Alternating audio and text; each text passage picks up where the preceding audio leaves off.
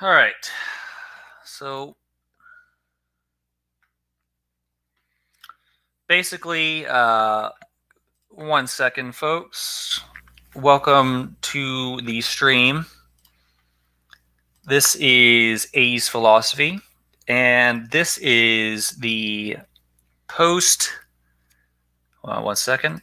This is the post-presentation after show of a presentation I just gave called Justin Martyr, Christianity According to Justin Martyr, where I kind of went through and explained what Justin Martyr believed.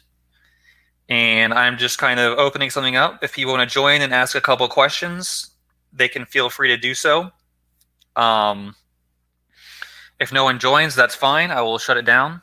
I just wanted to give people the opportunity to ask questions for a few minutes if they want to. If you don't have any questions, basically I'm going to shut it down. Yeah, the link. Let me go ahead and do that.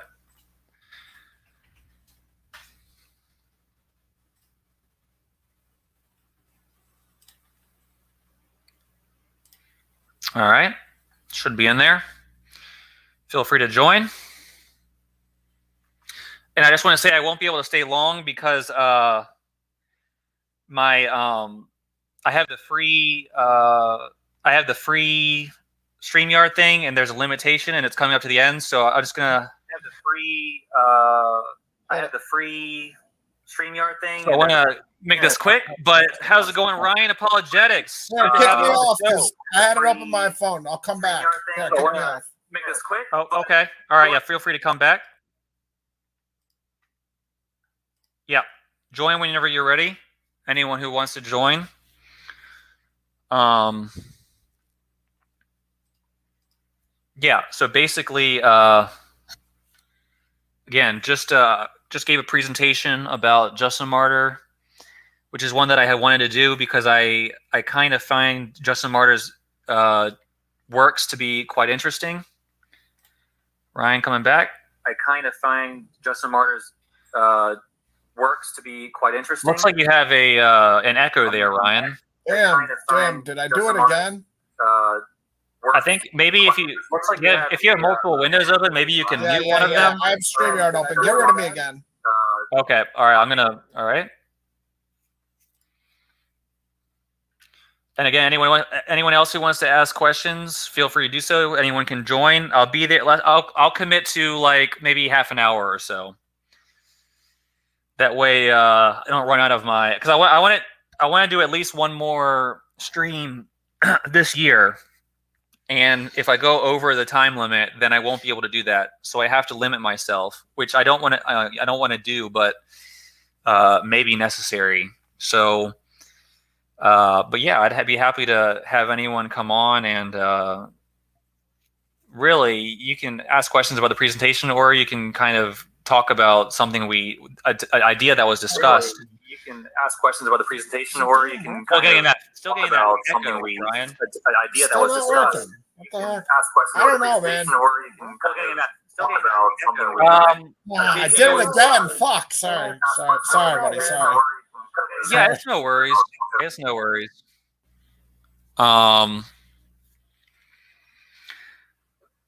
Fee angle flip. I don't think I've seen you on my channel before. Is this the first time you're seeing my channel?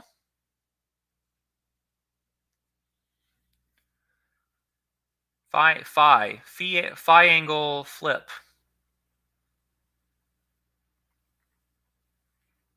Yeah, I don't know what the problem is, Ryan. I'd be happy to have you on and have a conversation with you. And I do really appreciate, man. You stayed with me the whole time. That is awesome.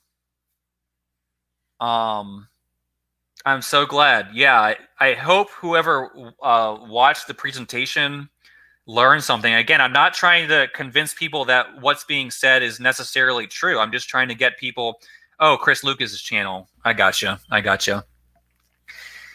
Yeah, I'm just trying to get people to look at, okay, let's try again, Ryan. All right. This time I did it, I think. All right, awesome. All right, Ryan, what you got?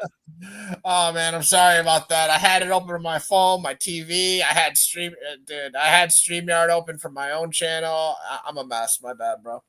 But no, I thought it was an awesome presentation, man. I want people to understand what you just did. That we just watched for 2 hours. I could tell the amount of time it took to put into it because I've done things like that myself, and I know that's at least 8 hours of work easy to put that together. I don't know if you want to share with people how long you worked on that, but I could tell that was at least 8 hours of work.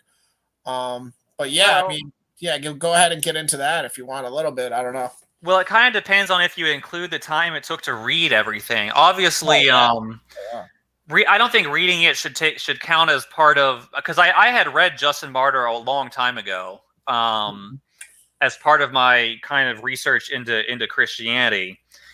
So if you include all that, which was some time ago, and then I came back and reread it for my presentation, and yeah, it was. So the presentation itself, it just took about 2 hours exactly, which is kind of what I was hoping for. Preparation was probably, it was right about 8 or so hours, I would say, if I had to estimate. I wasn't keeping track, but it was probably about that amount of time of going through, getting the things that I wanted to put into the presentation, putting them in the presentation, formatting everything, trying to think about what I wanted to say as I was giving the presentation. I would say it was probably about 6 to 8 hours. Yeah, probably in that ballpark. Yeah, I could tell, man. I mean, like I said, I've done it before myself, so I can tell because people don't realize that you're not often able to just copy and paste everything that you wrote on those PowerPoint slides. You're writing it out yourself, and it's a half hour here or 15 minutes here, and by the time you're done, yeah, you're looking at 6 to 8 hours easy for a presentation that we watched for 2 hours. But yeah, I was interested. Where did you read his? I have a few questions. I don't know how much time you want to take. Like I just heard you talking about the StreamYard. I know the 20-hour limit thing. Yeah, 30 minutes should be good. 30 minutes or so will be fine. Oh, okay.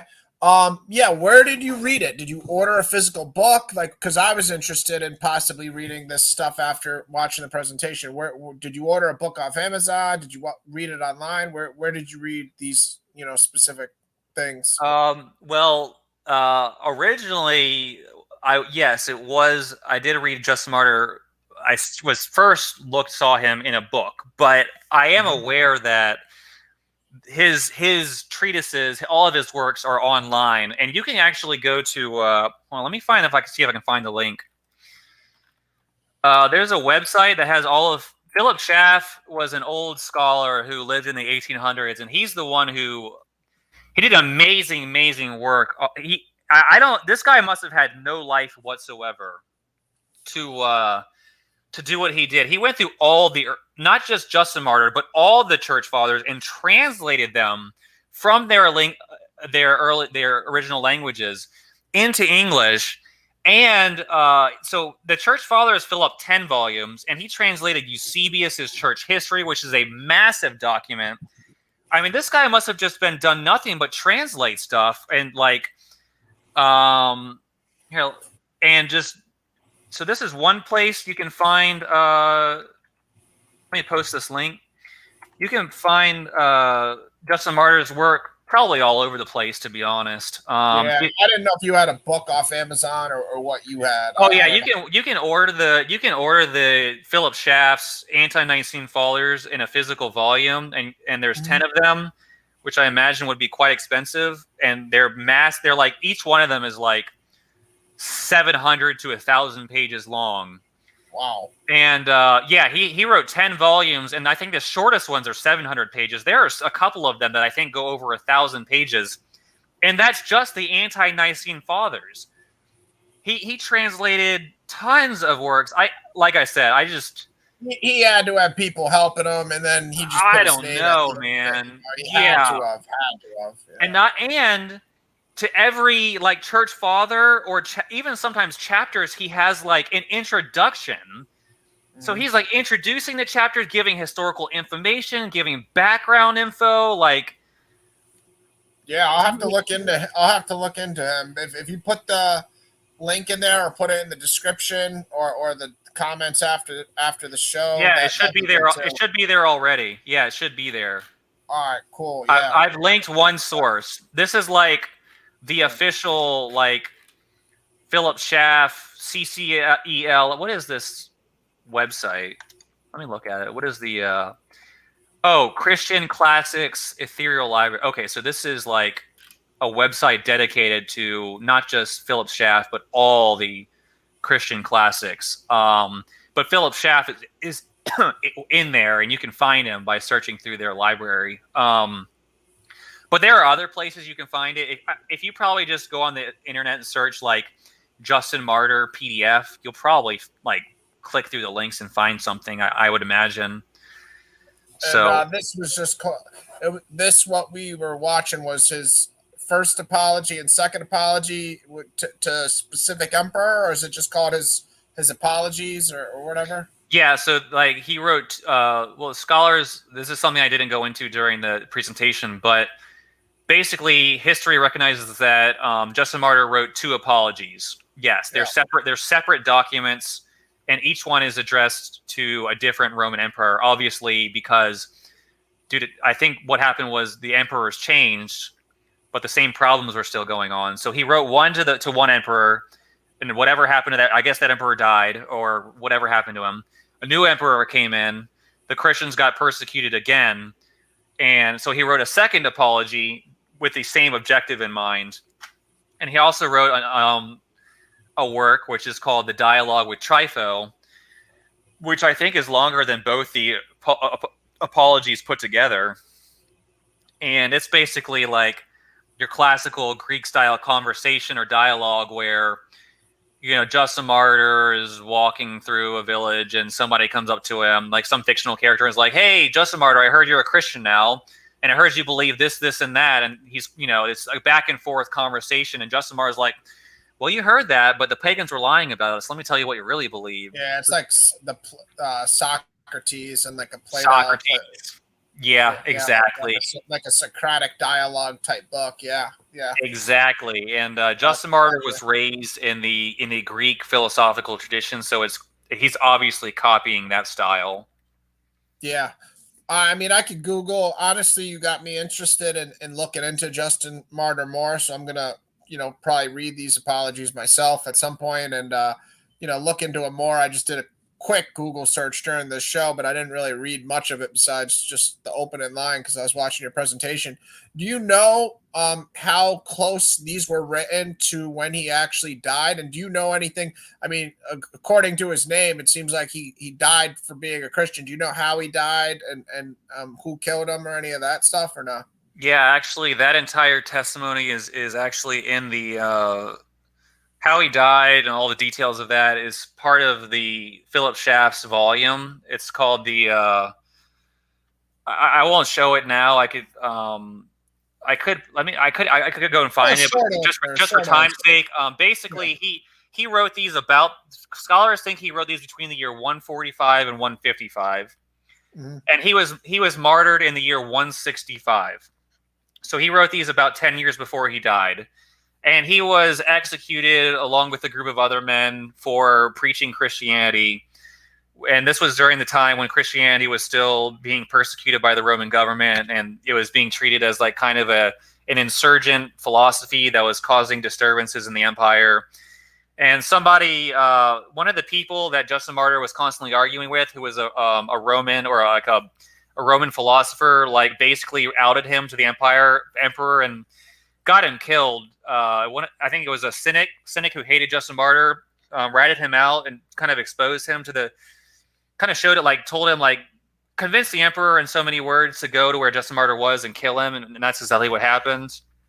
So scholars think that put his death in the year 165, which I think is considered, and you can go to the beginning of my presentation. I think I missed the first 5-10 minutes. Yeah, I went over that. I gave some brief. If you go back and watch the beginning of my presentation, my first like 2 or 3 slides is exactly what you asked about. Yeah.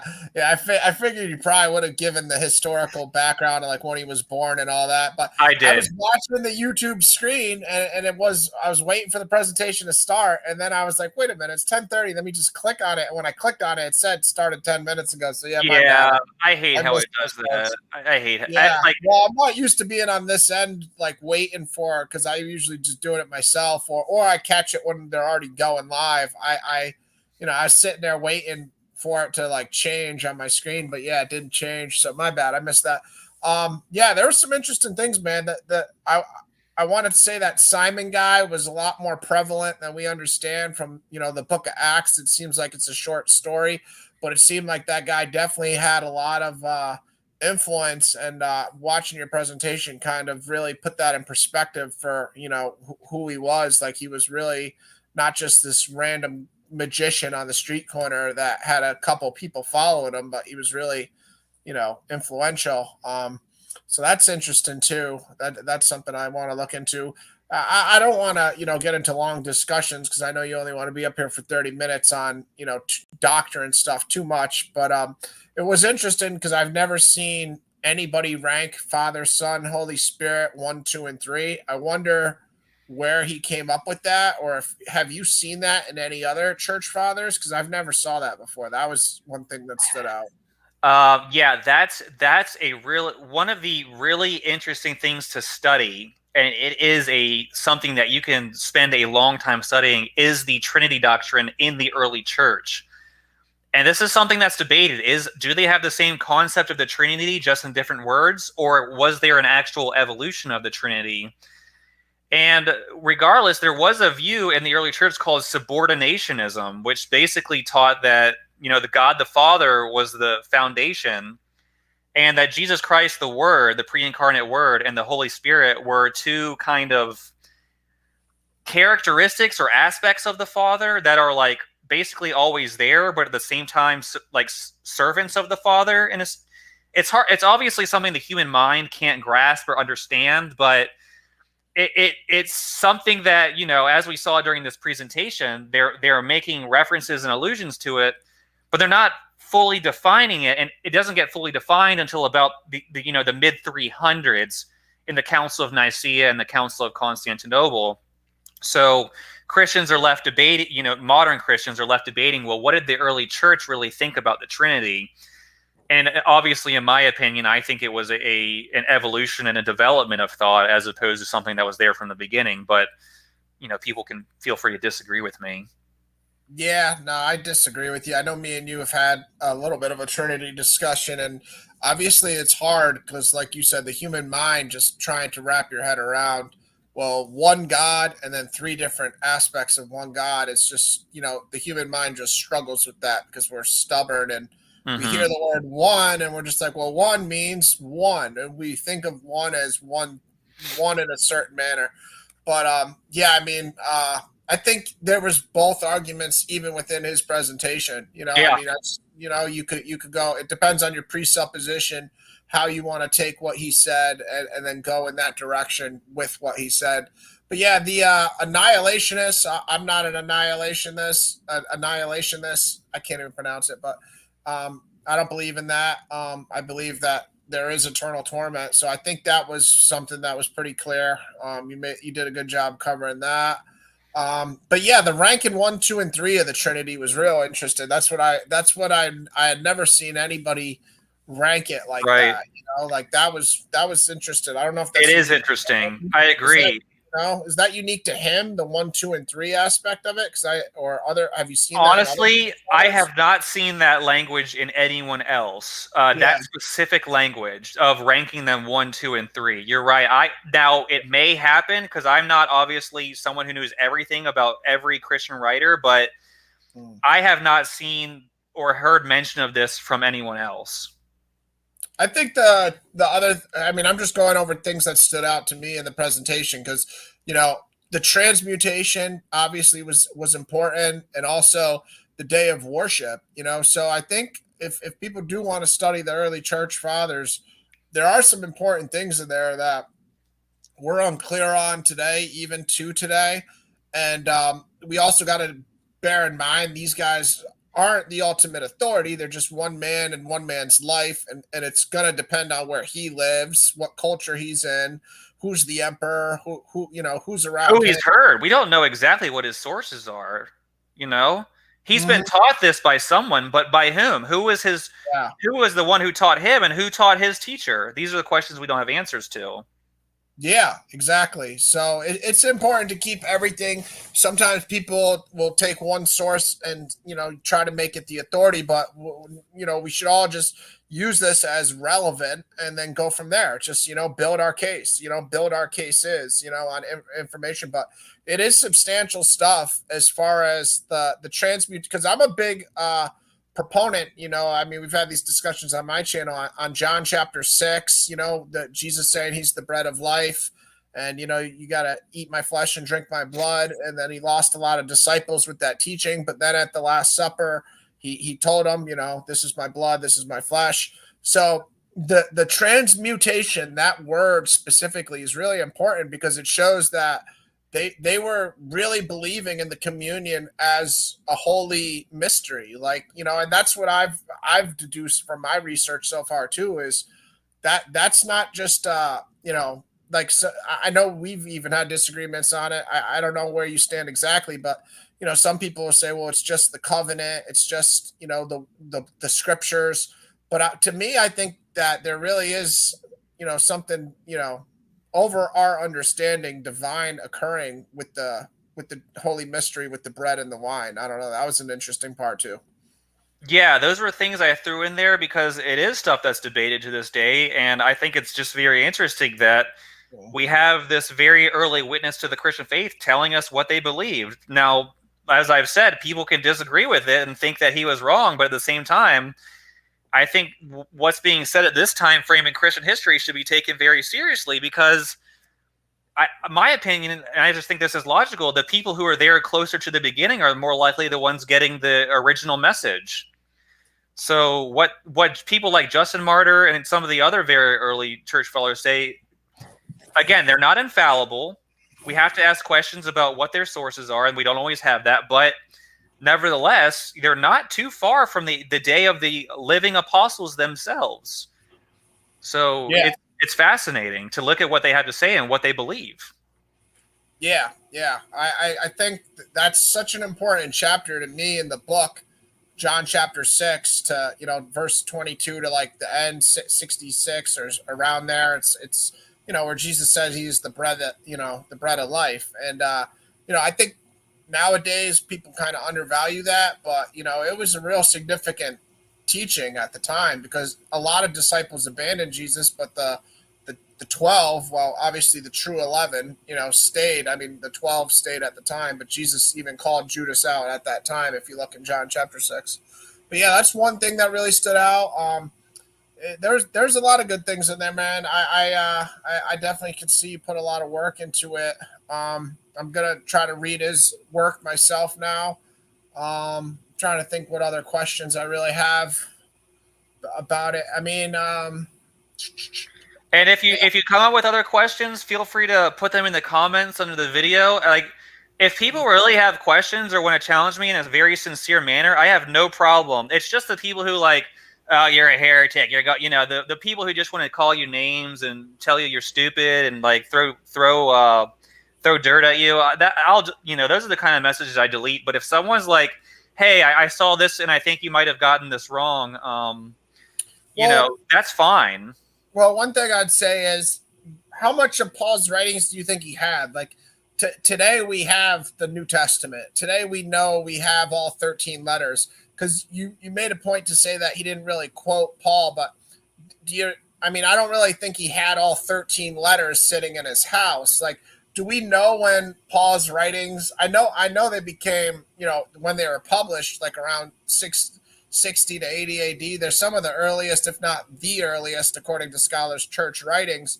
But when were they like passed around or prevalent where people actually had them in their houses? So that's one thing I'd push back on a little is I don't know how much weight I would put into it. It's almost like saying, well, how much, is he supposed to know of the Gospel of John or it seemed like he had Matthew and Luke, according to what you put in the presentation, at least, a good portion of both of those, but we don't know, what other books. He quoted Isaiah. Like, how much even of the Old Testament do we know he had? You know what I mean? Those are interesting questions that I don't think we'll ever get the answers to. But that the Paul specifically, I don't know how much weight I'd put into it, because I don't know how much he was aware of Paul's writings and so on. Yeah, well, you're absolutely right. The problem is, and maybe I'm not a PhD scholar in this, but as far as I'm aware, we don't know what he had access to. We don't know what letters of Paul he had access to. He doesn't say. So one thing I've seen, though, and I have looked in this a little bit, is scholars seem to agree that he did know about Paul. But what exactly he knew, he doesn't say, so we don't know. And that's all there is to it, unless we find something else where he says, hey, I'm looking at this epistle and this epistle and this epistle in the historical record. We haven't found that yet. All we know is what he said, which is, he wasn't quoting them. But then again, at the same time, like you said, we have no idea to what extent he was aware of the epistles of Paul, which ones he was reading, which ones he hadn't read, things like that. What we do know is that within about one more generation, a few more decades, church fathers start quoting Paul much more prolifically. So that is something that developed shortly after Justin Martyr. But people can take that however they want. I liked also that you pointed out, and I know we're almost out of here, but I liked that you also, gave that historical context of what he was referring to when he was talking about Matthew and Luke. He called it I think you said the memoirs of the apostles. So Right. He wasn't calling it the Gospels yet. And of course, we don't know exactly why these are even named. Why that would be a good study. I don't know what the scholarly consensus is on why things are called Matthew, why they're called Mark, Luke, because it's not like I don't think it's a guy named Matthew wrote it or a guy named Mark wrote it. So him saying it memoirs of the apostles seems like he's talking about one of the 12 disciples wrote it. You know what I mean? Or the disciples themselves wrote them. So it's interesting why we name them. I don't know. You might know more about why we name them Matthew, Mark, and Luke and John. I don't know. Yeah, that's really interesting. That's why I put that information in there. And again, yeah, this is the last topic I'll speak on. Again, if you want to bring up other ones, feel free to message me later. But I have looked into this, and basically, it's fascinating. He calls them the memoirs of the apostles, but he doesn't say how many there are, and he doesn't give them names. This is just what he calls them. And it's not until, and he's the first person who talks about them about the memoirs and quotes them like he does, which is very interesting as well. I think that's the case. Again, if someone finds differently, they can feel free to challenge me on that.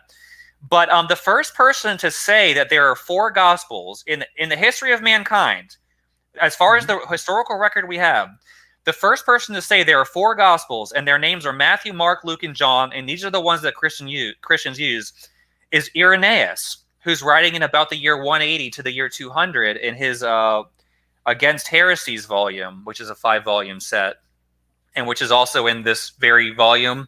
So it's a 5-volume book. It's a 5-book work in this volume 1 of Philip Schaff's work. So Philip Schaff put Justin Martyr and Irenaeus together, and it's fascinating to see how it goes from Justin Martyr, and it's very possible that Justin Martyr knew them as Matthew, Mark, Luke, and John. We just don't know because he doesn't say that. And it isn't until about 30 or 40 years later that we get Irenaeus saying, here's the Gospels, there are 4 of them, and their names are Matthew, Mark, Luke, and John. That's the first time in history that that's done in Irenaeus's book. So yes, it is a very interesting area of study.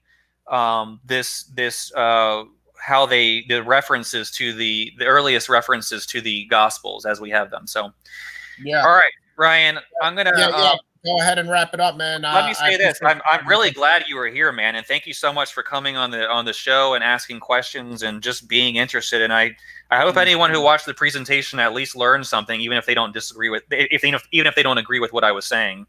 You know how to put people's comments on the screen, right? You just like if you want to click on Yeah, find. like Okay, that. cool. Yeah, Yeah, cool, cool. All right, I just wanted to make sure you knew that because I know you're that's the link. That's the link I'm showing right now. If you can see it. sure. Actually, for some reason my YouTube channel is very blurry. I just I noticed don't that. know. I don't Uh, know. It was all right when I watched it. I don't know.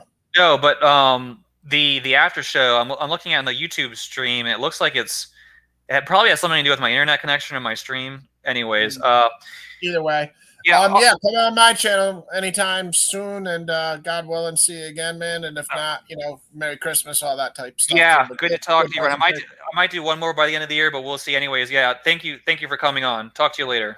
All right, later, bro. Bye.